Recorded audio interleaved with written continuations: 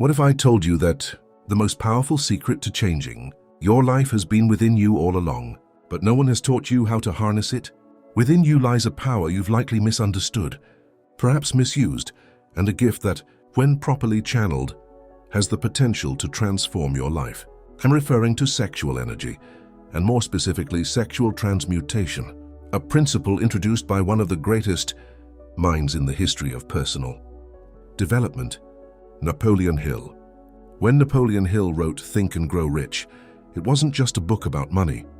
It documented the psychological makeup of 500 of the world's most successful men over a 25-year period, including giants of industry, inventors, presidents, and artists.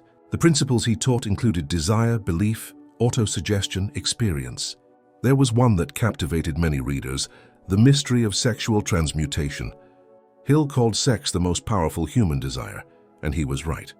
No other force can drive a person to conquer, create, pursue, or even destroy as much as the energy of sexual desire. But those who harness and redirect this energy have discovered this: those who transform it achieve a level of genius and ambition unattainable by the undisciplined. So, what is sexual transmutation? Let's simplify it. To transmute means to change the form or nature of something. In this case, it's sexual energy. Healer describes it as the process of channeling that energy, diverting it from physical expression to the creation of wealth, art, innovation, genius, and legacy. She writes, sexual desire is not only physical, it's also emotional, spiritual, and mental. If properly channeled, it can be transformed into a powerful force for achieving peak performance. Hill never said you should repress your sexuality. He didn't say you should run away from it. He said you should redirect it, channel it, and use it as fuel for your mission. Why is this so powerful? Because sexual energy is at its core creative energy. At its most primal level, it is literally the power to create life. If this power is not used for physical reproduction, it does not disappear. It remains in your body, mind, and nervous system.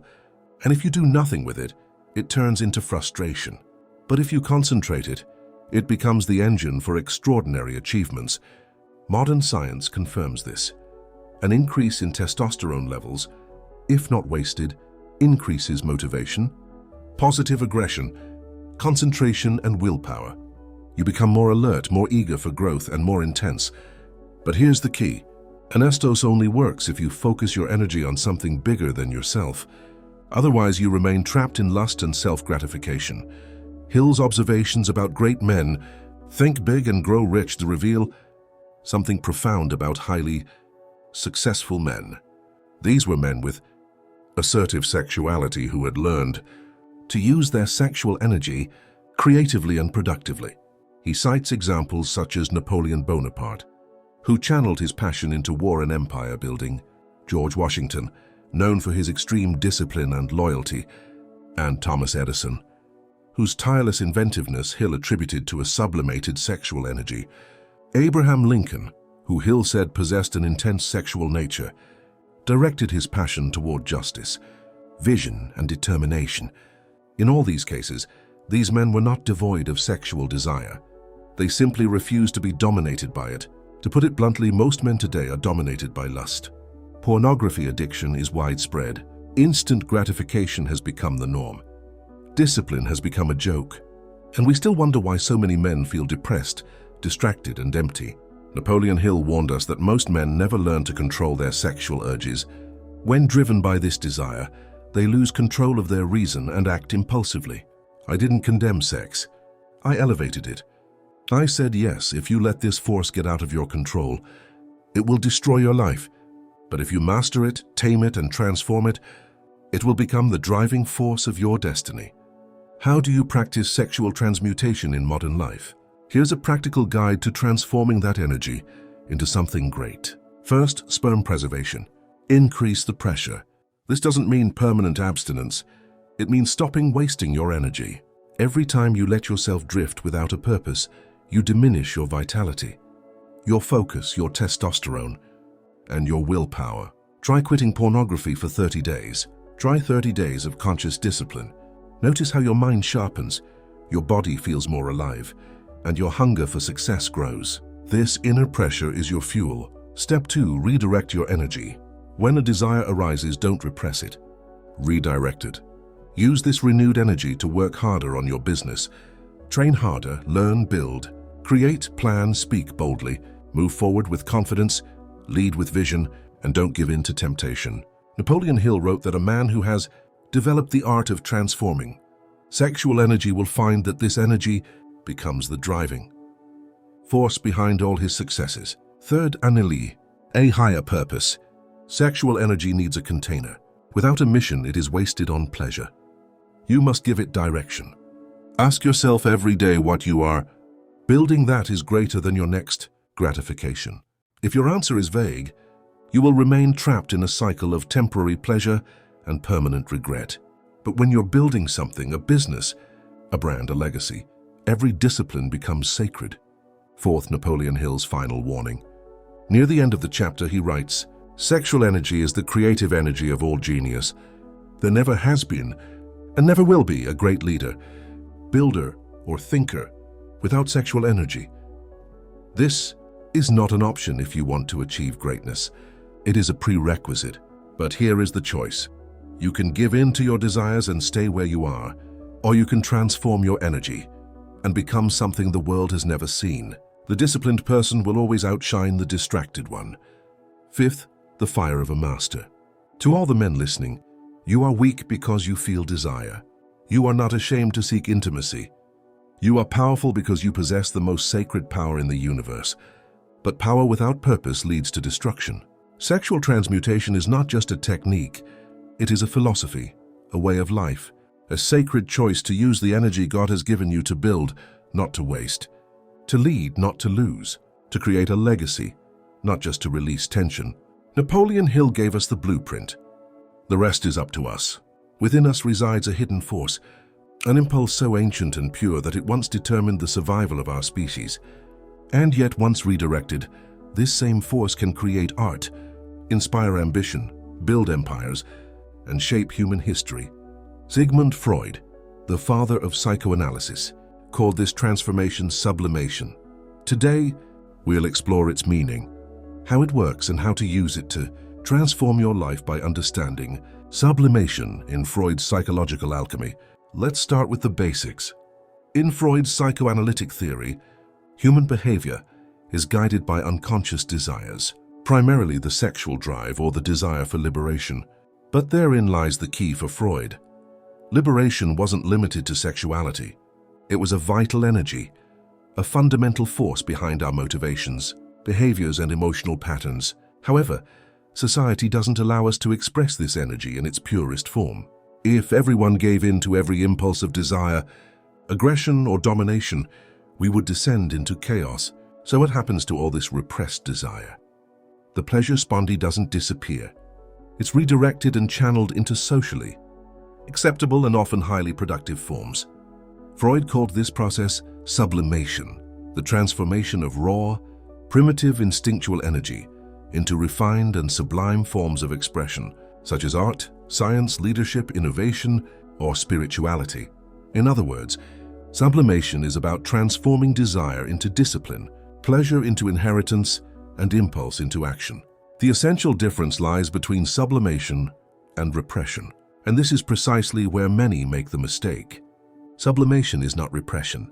Repression is about suppressing desire, hiding it and pretending it doesn't exist.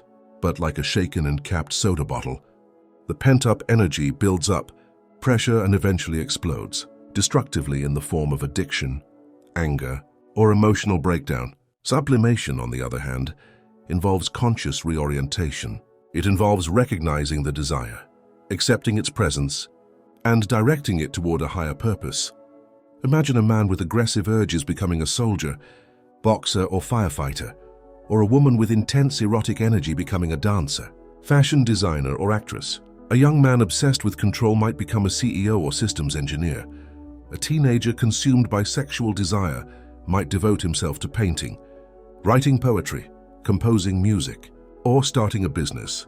Transforming the sexual drive, as Freud called it, into creative mastery. Sublimation has nothing to do with moralizing or shaming. It's about transforming inner chaos into a ladder to greatness. Freud believed that sublimation was not just an individual phenomenon. For him, it was the foundation of all civilization. He wrote about sublimation in his book, Civilization and Its Discontents. Culture could not exist without the transformation of raw energy into higher expression. There would be no symphonies, no cities, no literature, no science. Everything we call civilization, every work, every invention, every system, and every structure is derived from the same primordial force, channeled, refined, and transformed. Think of the great artists, inventors, and thinkers of history. Michelangelo, who spent 4 years painting the ceiling of the Sistine Chapel and devoted all his energy to sacred art. Nikolaus Tesla, who lived in abstinence for most of his life and devoted his energies to inventing the future. Ludwig van Beethoven, deaf and isolated, composed symphonies of overwhelming emotional power. Freud himself, whose tireless exploration of the human mind forever changed our understanding of ourselves. These men were not passionate. They mastered passion by controlling it and directing it towards something greater than themselves. Sublimation is more important than ever in the modern world. In our culture of excessive self-righteousness, we are taught, what if you felt it? Do it, numb your urges, do what gives you pleasure. And yet we have never seen so many anxious, depressed, and empty people. Why? Because a life driven by uncontrolled urges leads to emptiness, while a life of sublimated desires makes sense. Freud warned us, when a society removes the pressure for sublimation, it returns. Creativity is dying. Discipline is evaporating. Genius is extinguished. Just look around us. We're drowning in dopamine. We're constantly surfing. We're addicted to distractions. We're constantly seeking validation, and we're numbing our primal energy instead of transforming it into power. If Freud were alive today, he wouldn't be surprised by his predictions. But it also reminds us that the purpose of life is not to kill desire, but to increase it. Let's be pragmatic. Sublimation is not a distant theory, but a daily practice, a conscious decision you can make right now. Regardless of your feelings, start by recognizing the impulse. Don't repress your desires, but observe them. Be aware of them. If you feel aggression, desire, obsession, or lust, don't act immediately. Simply observe. Mindfulness is the first step. Then create a higher channel. Give that energy a higher purpose. Start writing. Build something with your own hands. Work out at the gym with total focus. Learn to play a musical instrument. Make that project or idea a reality. Create a mental connection. When I feel that urge, I go to that place. Transform your instinct into creative expression or concrete accomplishment. Third, postpone gratification. Freud believed that sublimation was only possible if one could postpone gratification. Practice waiting, resisting impulses without giving in, without being swayed by any urge, whether emotional or physical. This strengthens your psychic muscles, and from this depth is born creativity. Fourth, channeling rituals. Create a sacred morning routine that channels your energy upward. This could be an energizing hour where you practice reflective writing, deep reading, silent reflection, studying a complex topic, or working on your project before even touching your phone. Each ritual becomes an outlet through which your energy rises instead of being lost. Fifth, elevate your environment. Surround yourself with symbols, artwork, music, and people that remind you of your higher nature. Sublimation is more difficult in environments where instant gratification is the norm. But if you live in a culture of elevation, you will rise with it. Environments shape or destroy mental states. Choose yours wisely. The depth of sublimation goes beyond simple energy redirection. It involves a complete restructuring of your relationship to your inner power. When you truly understand this process, you realize that every human accomplishment is essentially an act of sublimation. Take the business world, for example. The most successful entrepreneurs are not those lacking primitive impulses, but those who have learned to channel their thirst, natural aggression, and desire for domination into building business empires. The same impulse that drives violence, once sublimated, becomes the force that builds businesses with thousands of employees. In the arts, the most remarkable creators are those who have transformed their pain, desire, and inner drive into works that transcend generations. Suffering is not avoided but transformed. Passion is not denied but intensified. This principle applies equally to modern leadership. Truly accomplished leaders are not those who have abandoned their competitive spirit or their thirst for power, but those who have learned to harness these forces in the service of a cause greater than themselves. Modern neuroscience has begun to confirm many of Freud's discoveries about sublimation.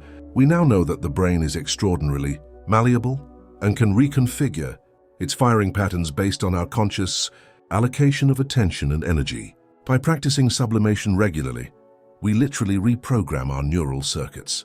The patterns that previously led us to instant gratification transform into neural pathways that lead us to long-term success and achievement. This explains why sublimation becomes easier with practice. It's not just a matter of willpower, it's a fundamental reorganization of how our nervous system functions. Sublimation also has a profound spiritual dimension. Many mystical and religious traditions have intuitively recognized this principle, albeit under different terms. These include the concept of Brahma in Hinduism, the practice of chastity in some Christian orders, and the vows of Buddhist monks. All of this points to the same fundamental truth. Sexual energy, if preserved and redirected, can be transformed into energy conducive to spiritual awakening. This doesn't mean that natural sexual expression is bad or impure. It means that we can choose how to use this energy, and that different choices lead us to different goals. For the modern individual striving for excellence, sublimation is becoming an indispensable tool in a world saturated with distractions designed specifically to drain our vital energy. Addictive social media, abundant entertainment, and easily accessible pornography. The ability to sublimate is becoming a competitive advantage. While others scatter their energy in 1,000 directions, those who practice sublimation focus it like a laser. This concentration of life force separates the mediocre from the extraordinary. But sublimation isn't reserved for history's greats. It's a principle we can all apply in our daily lives. Parents can repress their protective instincts to leave a legacy for their children. Athletes can channel their natural aggression into athletic excellence. Students can transform their youthful restlessness into academic success. The key is to recognize that energy is neutral. It is inherently neither good nor bad. Its value is determined by our orientation. The same destructive force can also create. The same passion that can lead us to ruin can also lead us to glory. The alchemy of the mind. To sublimate means to transform the instinctive into the immortal. It is the essence of art, the secret of discipline, the foundation of leadership, the root of genius. Freud left us with many controversial ideas, but this one was a gift. He tells us that we can shape and use our inner world, however dark, raw, or chaotic, like a blacksmith transforming heat into steel. We can transform desire into destiny, weakness into will, and desire into creation. This is the power of sublimation. Use it wisely. Remember, a fire burns within you, a silent but fierce force, an ancient power that has shaped human history and now lies dormant within you, waiting to be channeled. You can waste this fire on distractions, addictions, and instant gratification, or you can shape it into light, into creation, into meaning. You are not weak because you feel desire. You are human.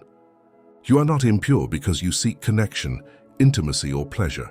You are alive, but the modern world, with its screens, noise, constant stimulation, and shortcuts, wants you to become a slave to your urges. It wants you to surrender, to react. But the seeker doesn't react. He makes a decision. He disciplines himself. Transmutation and sexual sublimation are paths to true power. Not the power to control others, but the power to control oneself. And this is the most exceptional and respectable power a human being can acquire. These powers are intended for something more. Beyond addictions, hollow pleasures, and constant regrets, you were created to build something, to leave a legacy, to transform your instinct into action, your desire into destiny, your energy into eternity. Napoleon Hill left a map. Freud revealed alchemy, but the path is yours. Harness the fire before it harnesses you, for in the end, discipline always triumphs over distraction.